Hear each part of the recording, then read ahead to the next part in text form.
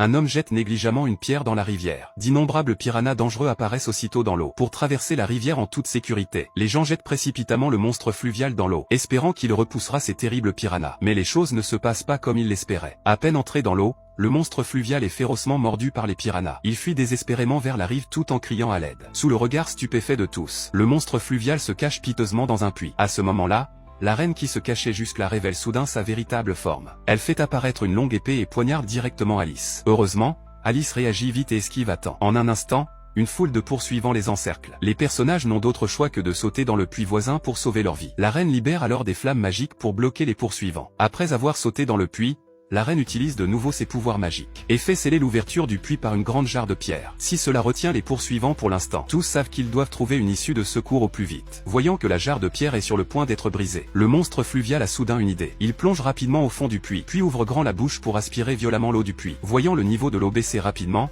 les personnages sont ravis. Bientôt, toute l'eau du puits est avalée par le monstre fluvial. Il presse ses compagnons de trouver une issue rapidement, car il ne peut plus tenir longtemps. Au moment où ses compagnons parviennent à trouver une issue, une grande fissure s'ouvre soudain sur l'ouverture du puits. Sachant que sa taille imposante l'empêche de sortir, pour permettre à ses compagnons de fuir sans encombre, il décide de rester pour bloquer les ennemis. À ce moment-là, un aigle royal vole dans le puits, puis révèle lui aussi sa forme humaine véritable. Le monstre fluvial projette aussitôt un jet d'eau sur le visage de l'être. La femme fouette violemment le monstre fluvial avec son long fouet, et en un clin d'œil, le monstre fluvial est transformé en statue de pierre. Puis, une seconde plus tard,